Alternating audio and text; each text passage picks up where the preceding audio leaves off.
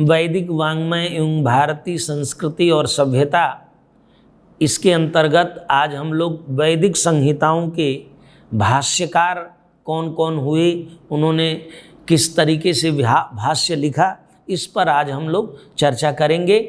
आप जानते हैं कि वेद के अर्थानुशीलन की एक लंबी परंपरा है कि वेद के मंत्रों में जो अर्थ है उस अर्थ को समझने का प्रयास किया गया। यास्क ने इसके बारे में लिखा है, साक्षात्कृत धर्माण ऋषयो बभूवुः ते अवरेभ्यः असाक्षात्कृत धर्मेभ्यः उपदेशेन मंत्रान् संप्राहुः उपदेशाय ग्लायन्तो वरे बिल्मग्रहणाय इमं मंत्रम समाम्नाशिषुः वेदं च वेदांगानि च। यह जो प्रकरण है यह बताता है कि वेदार्थ कितना महत्वपूर्ण था। और वैदिक वाङ्मय में जो वैदिक संहिताएं हैं, इन वैदिक संहिताओं माने मंत्र ब्राह्मणयो वेद नाम ध्येयम हम जानते हैं। तो ब्राह्मण ग्रंथों ने, आरण्यकों ने, उपनिषदों ने मंत्रार्थ का ही प्रयास किया है। और जो सबसे महत्वपूर्ण प्रयास हुआ वो वेदांग साहित्य के द्वारा हुआ। अंग्यन्ते ज्ञायन्ते वेदार्थाः, ये भी इसी को हम वेदांग कहते हैं। तो वेदांगों में भी वेदार्थ के लिए ही प्रयास हुआ। निघंटु निरुक्त की जो परंपरा है वो भी वेदार्थ की ही परंपरा है, उसमें भी वेदार्थ का ही प्रतिपादन किया गया। इसी प्रकार से जो वैदिक परंपरा, वैदिक अध्ययन है, उस वैदिक अध्ययन में मंत्रों का अर्थ निर्धारण करना यह एक महत्वपूर्ण कार्य था। वेदार्थ की विस्तृत योजना का जो गौरवशाली विषय है, ग्रंथ है, वह यास्क रचित निरुक्त है। इसमें उन्होंने स्थल स्थल पर आग्रायण, औपमन्यव, शाकटायन, शाकपूर्णी, शाकल आदि अनेक निरुक्तकारों तथा ऐतिहासिक, याज्ञिक तथा नैदान आदि व्याख्याताओं का उल्लेख किया है, जिन्होंने वेदार्थ करने में अपना प्रयास किया है। अर्थात वेदार्थ की एक महती परंपरा है जिसमें वैदिक मंत्रों के अर्थ निर्धारण का प्रयास किया गया है।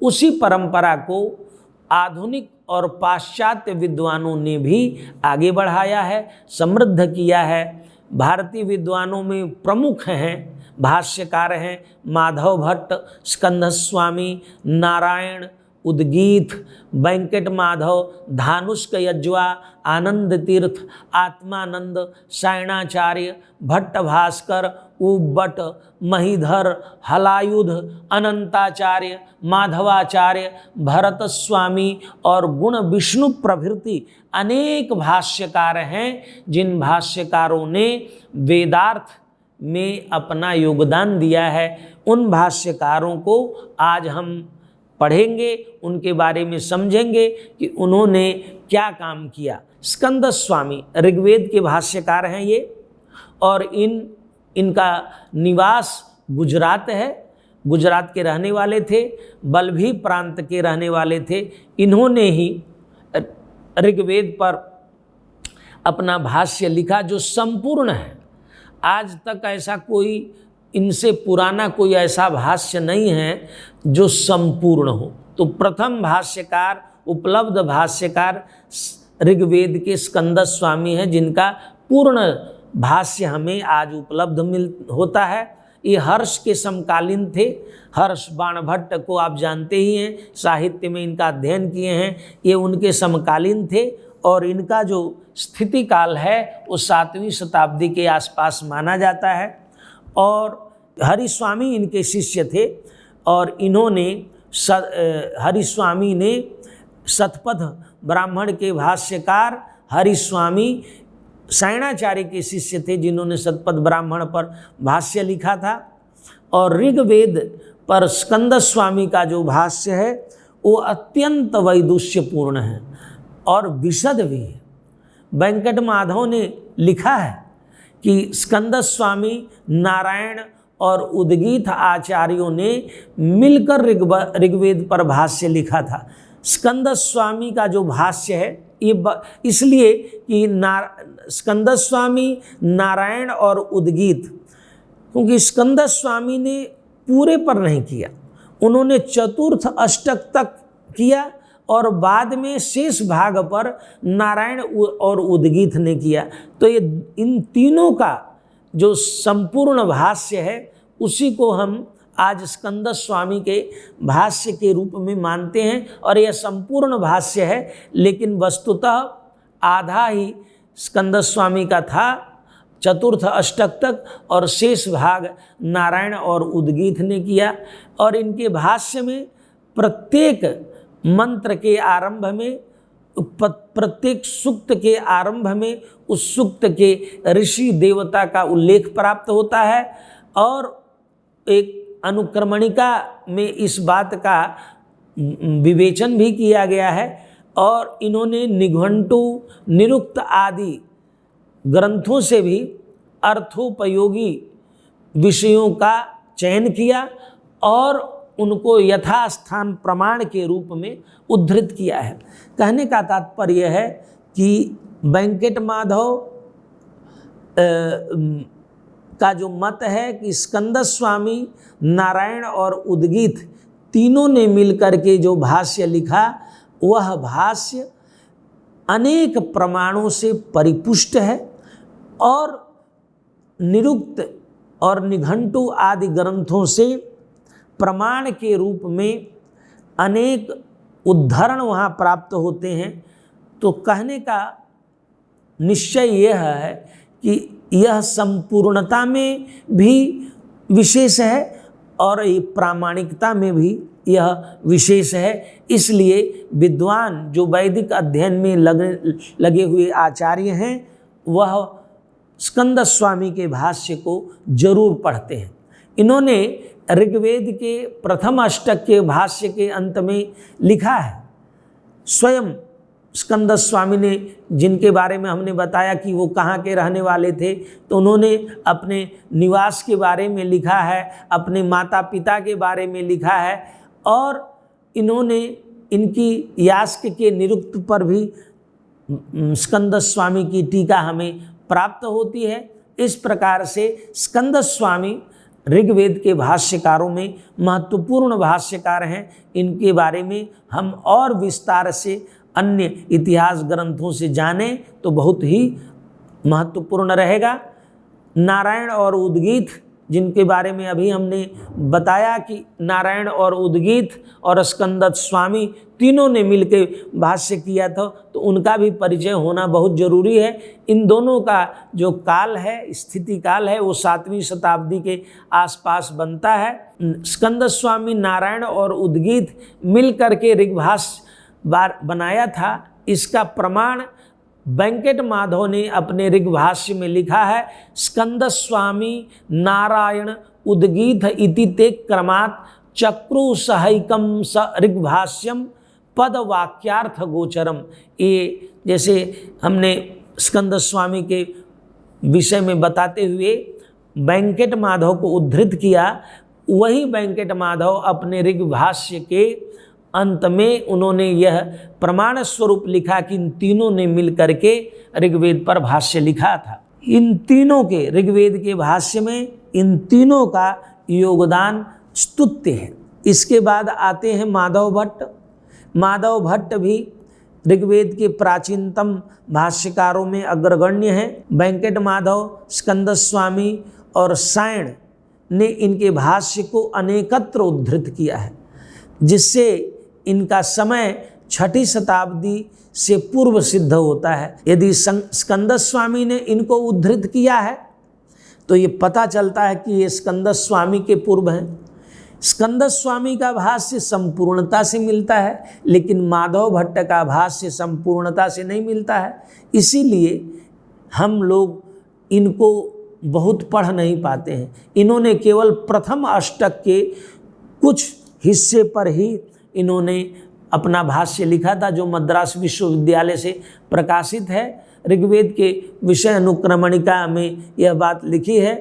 और इन्होंने नामानुक्रमणिका और आख्यातानुक्रमणिका, 11 अनुक्रमणिकाएँ इन्होंने तैयार की थी माधव ने, लेकिन 2 ही प्रकाशित हैं। और इनका जो ऋग्वेद भर पर भाष्य है वो संपूर्णता से तो मिलता नहीं, कुछ ही अंशों पर इन्होंने अपना भाष्य लिखा था। वेंकट माधव आते हैं, ये भी महत्वपूर्ण भाष्यकार हैं। वेंकट माधव दक्षिण भारत के निवासी थे, चोल प्रदेश के निवासी थे, आंध्र देश जो आजकल आंध्र प्रदेश के रूप में ज्ञात होता है, इन्होंने भी संपूर्ण ऋग्वेद भाष्य किया था। जिस प्रकार स्कंदस्वामी, वेंकट माधव, स्कंदस्वामी, उद्गीत और नारायण ने मिल करके एक भाष्य किया, और वेंकट माधव उनके बाद हैं, इन्होंने भी संपूर्ण ऋग्वेद पर अपना भाष्य लिखा। यद्यपि इनका भाष्य संक्षिप्त है, इन्होंने संक्षिप्त बनाने की प्रेरणा से मंत्रों के पदों का निवेश अपने भाष्य में बहुत कम किया है। कहने का तात्पर्य है, मंत्र का कोई भी पद इनके भाष्य में नहीं आता है, उसके पर्याय शब्दों का प्रयोग करते हैं, और उसका केवल एक ही लक्ष्य था कि लाघव हो। तो मंत्रार्थ को स्पष्ट करने के लिए मंत्र में प्रतिपादित पदों को नहीं लेते हैं, उसके पर्याय को लेते हैं, जिससे रिपीटिशन न हो और भाष्य संक्षेप में हो। इनका भाष्य इसी के कारण अत्यंत संक्षिप्त भी है, लेकिन बहुत ही सुबोध भाष्य है, सरल है। और इनके भाष्य में प्रायः ब्राह्मण ग्रंथों को उद्धृत किया गया, बड़े सुंदर रीति से प्रमाण के रूप में ब्राह्मण ग्रंथों को उद्धृत करते हैं। और इस उद्धरण से ये पता चलता है कि वो ब्राह्मण ग्रंथों के कितने विद्वान थे, क्योंकि ब्राह्मण ग्रंथों में वेदार्थ को सबसे पहले निरूपित किया गया था, और वेंकट माधव ने अपने भाष्य में ब्राह्मण ग्रंथों को अनेकत्र उद्धृत करके अपने भाष्य को परिपुष्ट किया है। उनका कहना है कि जिसने केवल ब्राह्मण निरुक्त का अनुशीलन किया है, वह संहिता का चतुर्थांश जानता है। कि केवल ब्राह्मण पढ़ा है या निरुक्त का अनुशीलन किया है, वो केवल संहिता का चतुर्थांश जानता है। परंतु जिसने ब्राह्मण ग्रंथों के अर्थों का विवेचन श्रम पूर्वक किया है, पढ़ना और अर्थ विवेचन करना, ये 2 बातें हैं। इसीलिए वेदाध्ययन का मतलब केवल उच्चारण नहीं होता है, अर्थानुधावन होता, अर्थ ज्ञान पर्यंत। इसीलिए ब्राह्मण ग्रंथों के अर्थों का जिसने परिश्रम पूर्वक अनुशीलन किया है, वही वेदार्थ को, समस्त वेदार्थ को प्रतिपादित कर सकता है, बता सकता है, समग्रता से वेदार्थ निरूपण में प्रस्तुत हो सकता है। संहितायाः तुरीयांशम बीजानन्त्यधुनातनाः निरुक्त व्याकरणयोरासीत् येषां परिश्रमः। निरुक्त व्याकरण में जो केवल परिश्रम किए हैं, वो बहुत कम जानते हैं संहिता के अर्थ को। अथ ये ब्राह्मणार्थानां विवेक्तारः कृतश्रमाः शब्द रीतिम विजानन्ति ते सर्वं कथयन्त्यपि। वे संपूर्ण अर्थ रीति को जानते हैं, शब्द रीति को जानते हैं। तो वेंकट माधव का कथन था कि ब्राह्मण ग्रंथ जरूर पढ़ना चाहिए वेदार्थ के निरूपण के लिए। मात्र निरुक्त के आधार पर या व्याकरण के आधार पर केवल वेदार्थ नहीं करना चाहिए, ये उनका सुस्पष्ट मत था। इसीलिए अपने भाष्य में वो ब्राह्मण ग्रंथों को बार बार आप प्रस्तुत करते हैं। वेंकट माधव के भाष्य के प्रथम अध्याय के अंत में उन्होंने अपना परिचय दिया है, और उन्होंने कहा कि उनके पितामह माधव थे, उनके पिता वेंकटाचार्य थे, मातामह भवगोल थे, माता सुंदरी थी, और उनका गोत्र कौशिक था, और इनका जो समय काल है वो 12वीं शताब्दी के आसपास है। इस प्रकार से वेंकट माधव ऋग्वेद भाष्यकारों में महत्वपूर्ण भाष्यकार के रूप में माने जाते हैं और इनको हमें अवश्य इनका अध्ययन करना चाहिए। अगले भाष्यकार हैं धानुष्क यज्वा, ये वैष्णवाचार्य त्रिवेदी भाष्यकार हैं। त्रयनिष्ठ वृद्ध इनका उपनाम है, इस नाम से भी ये जाने जाते हैं। इससे यह पता चलता है कि इन्होंने 3 वेदों पर भाष्य किया था। यद्यपि इनके भाष्य उपलब्ध नहीं होते हैं और इनका समय काल 12वीं शताब्दी के आसपास है। इसी प्रकार आनंद तीर्थ एक दूसरे भाष्यकार हैं, आनंद तीर्थ। आनंद तीर्थ ही वस्तुतः मध्व वैष्णव जो मध्वाचार्य जो माध्व वैष्णव संप्रदाय है उसके प्रवर्तक हैं। उनका नाम था आनंद तीर्थ। आनंद तीर्थ ने माध्व वैष्णव संप्रदाय को चलाया था। ये द्वैतवाद के प्रवर्तक थे। इनका भाष्य केवल ऋग्वेद के प्रथम मंडल के 40 सूक्तों पर ही मिलता है। इसमें राघवेंद्र अति का एक कथन है जो पर्याप्त रूप से प्रमाणित करता है इस बात को कि आनंद तीर्थ ने ऋग्वेद के प्रथम मंडल के 40 सूक्तों पर ही भाष्य किया था। यह बात राघवेंद्र यति के कथन से प्रमाणित होता है। और इनका जो भाष्य है ये भी संक्षिप्त भाष्य, यह भी छंदोबद्ध है और इनका जो काल है, स्थिति काल है, वो 13वीं शताब्दी के आसपास माना जाता है। इसके पश्चात ऋग्वेद के भाष्यकारों में आते हैं आत्मानंद जी। आत्मानंद का जो भाष्य है वह हमें केवल अस्यवामीय सूक्त पर ही मिलता है। अस्यवामीय सूक्त पर इन्होंने भाष्य लिखा था और यह जो भाष्य है अस्यवामीय सूक्त पर वह भी अध्यात्म परक है। प्रत्येक मंत्र का अर्थ परमात्मा को लक्ष्य करके इन्होंने लिखा है और इस भाष्य की इस विशेषता के कारण इसका बहुत प्रचार प्रसार है। लोग ऋग्वेद के अध्ययन में इनके भी योगदान को सब लोग आदर के साथ उद्धृत करते हैं। इन्होंने अपने भाष्य में स्कंद स्वामी, भास्कर आदि भाष्यकारों को उद्धृत किया है।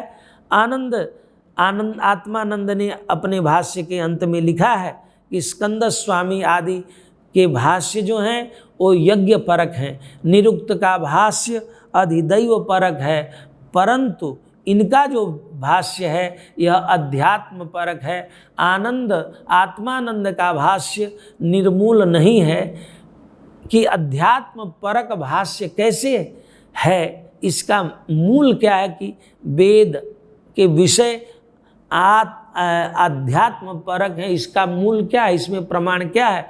तो उन्होंने विष्णु धर्मोत्तर प्रमाण को उद्धृत करते हुए लिखा है, अधियज्ञ विषयम स्कंदादि भाष्यम निरुक्तम अधिदैवत विषयम इदंतु भाष्यम अध्यात्म विषयमिति न च भिन्न विषयाणाम विरोधः अस्य भाष्यस्य मूलम विष्णु धर्मोत्तरम।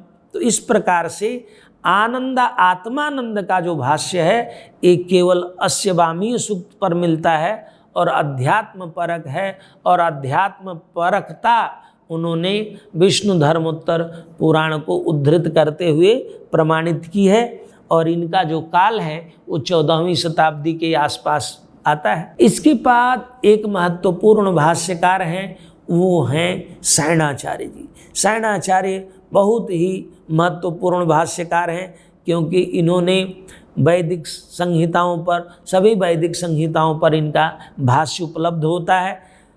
वैदिक भाष्यकारों में इनको बहुत ही महत्वपूर्ण माना जाता है।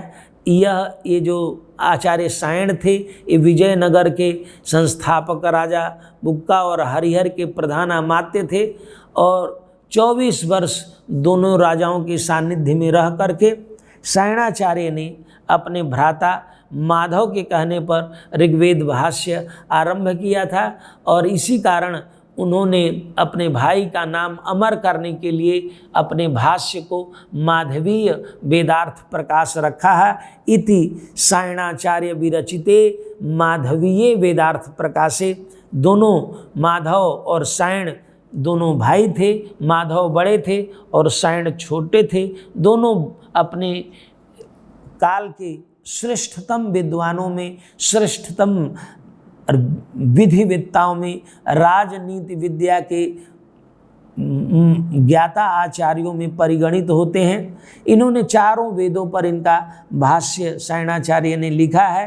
ये यज्ञ परक व्याख्या करते थे और इनके जो भाष्य हैं ऋग्वेद सहित 5 वैदिक संहिताओं पर इन्होंने भाष्य लिखा, 11 ब्राह्मण ग्रंथों पर भाष्य लिखा, 2 आरण्यक ग्रंथों पर इन्होंने पांडित्यपूर्ण व्याख्यान लिखे हैं।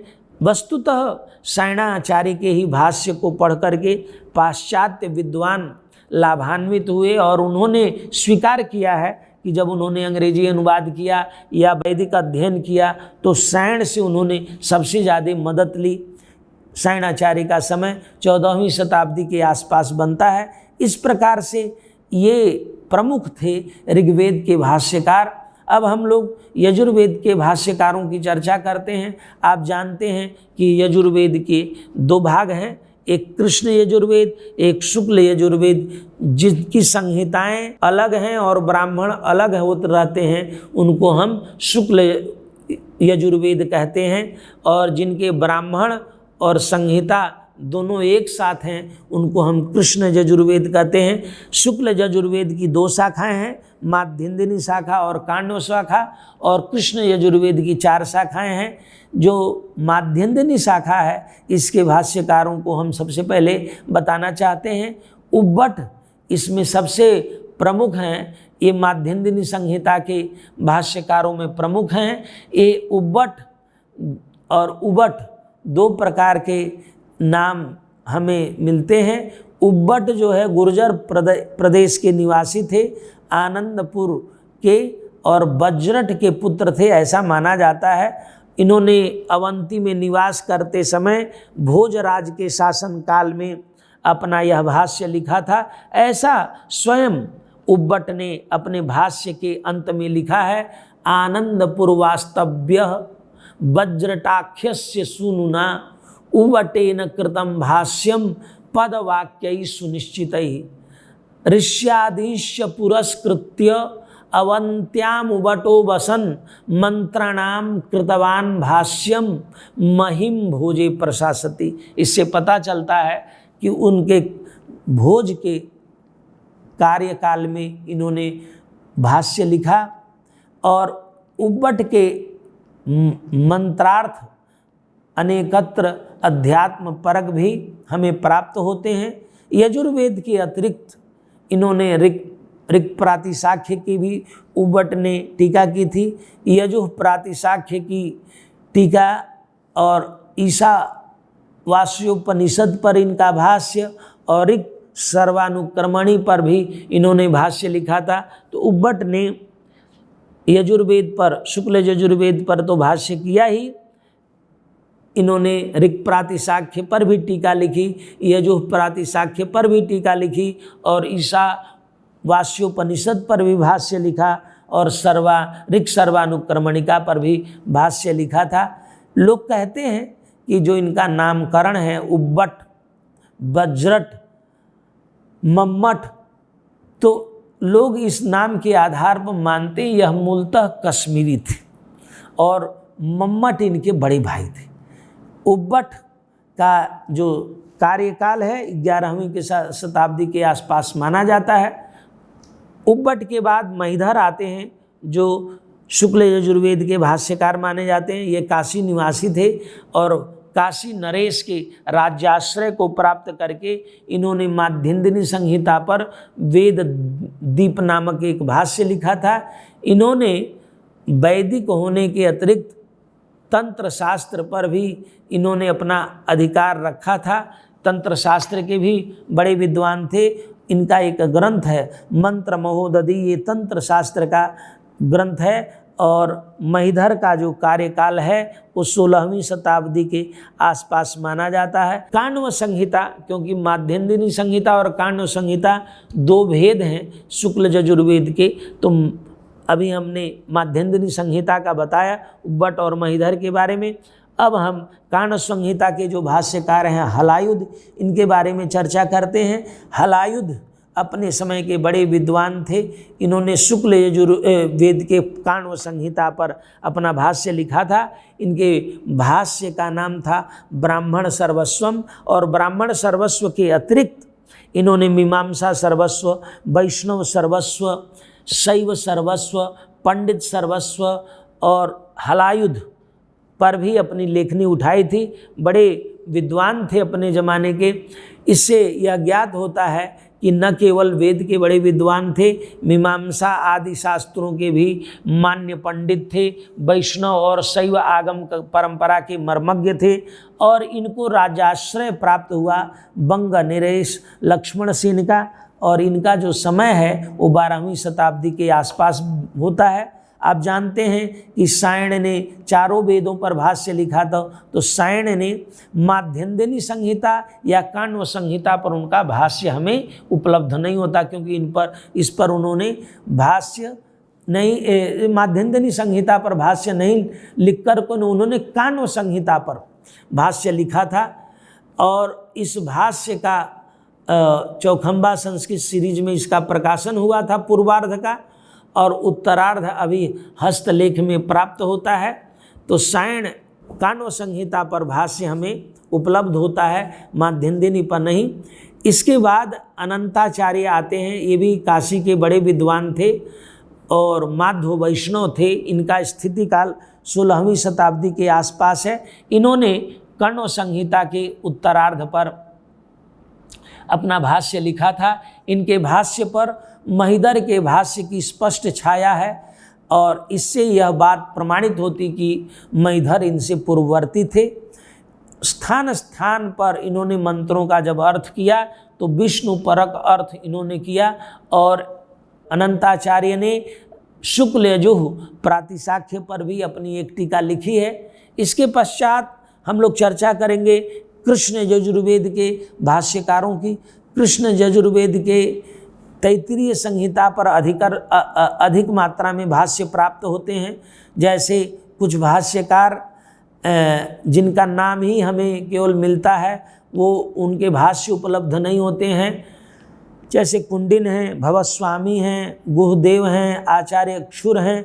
इनके भाष्य हमें उपलब्ध नहीं होते हैं।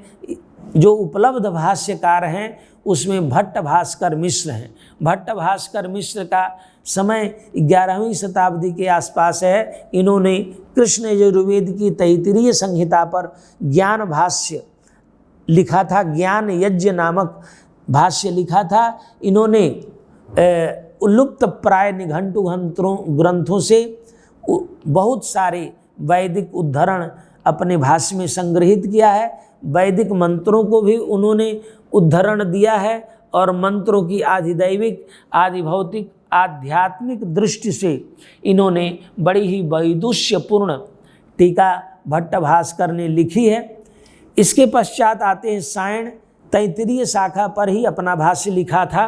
तैत्तिरीय शाखा पर ही सर्वप्रथम जब भाष्य करना शुरू किया सायणाचार्य ने, तो सबसे पहला भाष्य उनका तैत्तिरीय संहिता पर हुआ।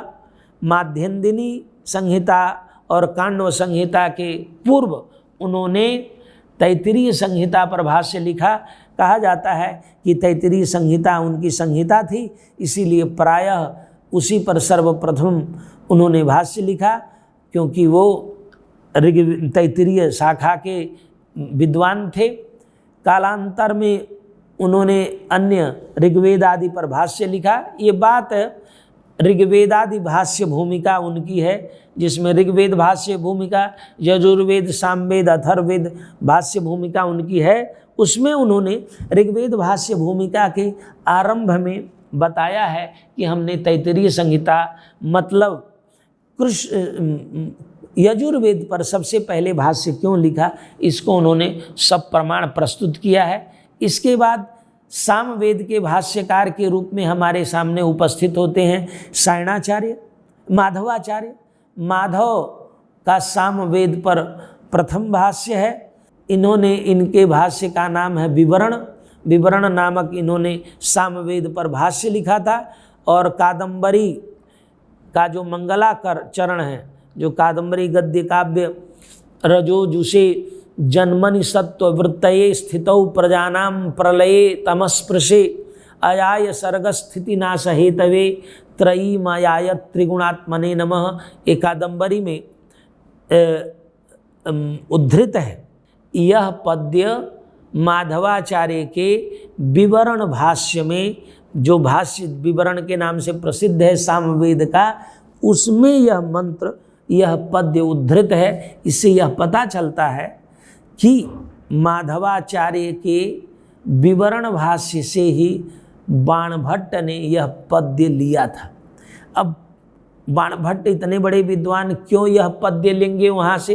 तो यह भी कहा जाता है कि माधव साम भाष्य के मंगलाचरण में जब यह पद्य लिया तो इससे यह पता चल जाता है कि बाणभट्ट के पूज्य आचार्य परंपरा में माधव थे, जिस वजह से उन्होंने यह पद्य लिया। माधव का जो भाष्य है वो बहुत ही महत्वपूर्ण माना जाता है और इनका काल 6ठी शताब्दी के आसपास है। उसके बाद सामवेद के भाष्यकारों में भरतस्वामी हैं। इन्होंने सामवेद के समस्त ऋचाओं पर भाष्य लिखा है। इनके भाष्य के पद्य में इनके माता पिता के बारे में पता चलता है। इनके एक काश्यप गोत्र के थे, ये भी पता चलता है। उन्होंने लिखा है, इत्थम श्री भरतस्वामी काश्यपो यज्जदासुतः नारायणाय आर्यतनयो व्याख्यत सामनाम ऋचोखिलाः। इस प्रकार इन्होंने अपने माता पिता का परिचय, अपने गोत्र का परिचय दिया है। भरतस्वामी कहते हैं कि श्रीरंगम मंदिर में रह करके होयसल जो राजवंश था उसके राज्यकाल में, राजा रामनाथ के कार्यकाल में उन्होंने यह भाष्य लिखा था। यहाँ लिखा है, नत्वा नारायणं तातम तत्प्रसादाद अवाप्तधि सामनाम श्री भरतस्वामी काश्यपो व्याकरोत्रिचम होशलाधीश्वरे पृथ्वीं रामनाथे प्रशासति व्याख्याकृतियं क्षीमेण श्रीरंगे वसता मम। इससे पता चलता है कि उन्होंने कहाँ रह करके किसके काल में यह भाष्य लिखा था। उनके माता पिता गोत्रादि का परिचय उन्होंने स्वयं अपने भाष्य में उद्धृत किया है। भरतस्वामी का भाष्य बहुत संक्षिप्त है। साम ब्राह्मणों पर भी इन्होंने भाष्य लिखा था और पता चलता है कि अपने पूर्ववर्ती जो भाष्यकार थे माधव, उनसे भी इन्होंने प्रचुर मात्रा में सहायता ली है। और इनका जो काल है वो 13वीं शताब्दी का उत्तरार्ध माना जाता है। उसके पश्चात गुण विष्णु आते हैं। गुण विष्णु बंग नरेश बल्लाल सेन अथवा उनके पुत्र लक्ष्मण सेन के राज्यकाल में विद्यमान थे। 12वीं या 13वीं शताब्दी के आरंभ काल में इनका काल माना जाता है। इन्होंने सामवेद की कौथुम शाखा पर छांदोग्य मत भाष्य लिखा था, जो अब प्रकाशित है। सायण ने भी गुण विष्णु के साम भाष्य को आधार बनाकर अपना साम भाष्य लिखा था। क्योंकि गुण विष्णु सायण से पूर्ववर्ती हैं, तो सायणाचार्य ने गुण विष्णु के भाष्य से सहायता ली है। और गुण विष्णु के 2 अन्य भाष्य ग्रंथ भी प्राप्त होते हैं। उन्होंने मंत्र ब्राह्मण पर भी भाष्य लिखा था और पारस्कर गृह सूत्र पर भी इन्होंने भाष्य लिखा था। सामवेद के भाष्यकारों के विवेचन के पश्चात अब हम अथर्ववेद के भाष्यकारों की चर्चा करेंगे। अथर्ववेद के सर्वप्रथम भाष्यकार जो हैं वो सायण हैं। इन्होंने क्योंकि इनसे पुराना हमें अथर्ववेद पर भाष्य इनका किसी का नहीं मिलता है। इनके पहले किसी भी विद्वान ने नहीं लिखा, ये तो हम नहीं कह सकते हैं। जरूर किसी न किसी ने अथर्ववेद पर भाष्य लिखा होगा, लेकिन उपलब्ध भाष्यकार सायण ही हैं। इनकी पूरी संहिता पर भाष्य अभी छपा हुआ है और हम सभी को उपलब्ध है। और इन्होंने 12 कांडों पर अपना भाष्य लिखा है। इस प्रकार से जब हम पूरी परंपरा को देखते हैं, ये हमारे भाष्यकार हैं। इसके पश्चात अंग्रेजी में, जर्मन में, फ्रेंच में अन्य विदेशी भाषाओं में विद्वानों ने वेदों के अर्थ करने का प्रयास किया है, अनुवाद किया है, टीकाएं कुछ लोगों ने लिखने का प्रयास किया है, टिप्पणियां लिखने का प्रयास किया है, लेकिन जो भाष्य परंपरा है भाष्यकारों की, इसके पश्चात हमारे भारत में स्वामी दयानंद जी का नाम महत्वपूर्ण है, अरविंदो का नाम महत्वपूर्ण है, अन्य भी ऐसे महत्वपूर्ण विद्वान हैं जिन लोगों ने ऋग्वेद आदि भाष्यों पर, ऋग्वेद आदि ग्रंथों पर भाष्य लिखने का, अनुवाद करने का, हिंदी व्याख्या लिखने का प्रयत्न किया है। समग्रता से इस परंपरा को हमें पढ़ना चाहिए, समझना चाहिए। ग्रंथ है वैदिक बिब्लियोग्राफी, उस वैदिक आर्यन दांडेकर की यह वैदिक बिब्लियोग्राफी है। इसमें वैदिक अध्ययन के क्षेत्र में जितने भी कार्य हुए हैं उन सब का उन्होंने उसमें संकलन किया है। तो हम लोगों को वेद के भाष्य की जो परंपरा है उसको समझना चाहिए, क्योंकि वेद में अर्थ है। आप जानते हैं कि निरुक्तकार ने में कौत्स को उद्धृत किया है कि मंत्राः निरर्थकाः।